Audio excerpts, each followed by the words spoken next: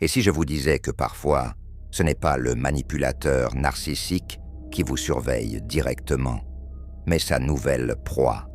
Oui, vous avez bien entendu, la New Supply peut devenir un espion à son service, sans même s'en rendre compte. 1.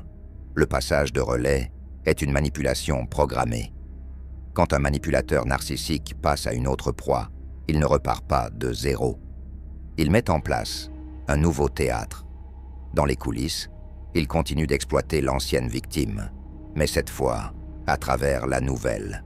Il présente son ex comme instable, obsessionnelle, voire dangereuse. Il joue les victimes pour gagner la compassion de la nouvelle. Et surtout, il insuffle un message subtil. Fais attention à elle. Résultat, la nouvelle commence à observer. Elle surveille, analyse, traque. 2. Pourquoi la nouvelle proie devient-elle espionne? Parce qu'elle a été conditionnée à le faire. Le pervers narcissique insinue, jamais frontalement. Il sème la peur, la méfiance, la jalousie. Il alimente une comparaison constante entre l'ancienne et la nouvelle. Et la New Supply, persuadée de devoir se protéger ou de le protéger lui, devient une observatrice active. Elle consulte les profils, elle lit les commentaires, elle vérifie les stories, parfois même elle like à la place de l'autre, ou elle rapporte ce qu'elle voit. Tout ça en pensant bien faire. 3. Un rôle inconscient, mais stratégique.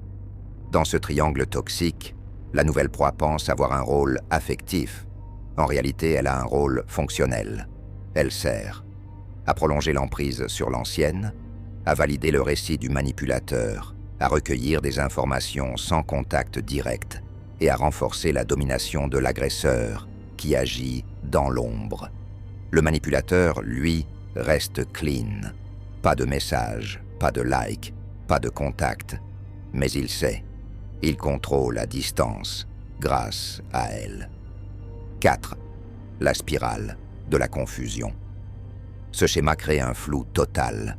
L'ancienne se sent traquée sans preuve tangible, tandis que la nouvelle se persuade d'agir librement. Mais dans les faits, aucune des deux n'est réellement libre.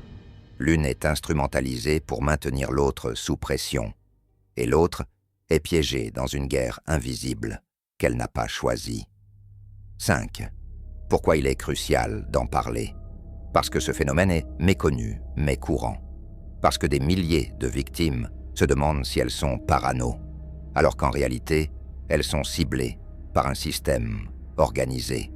Parce que la perversion narcissique ne s'arrête pas à la rupture.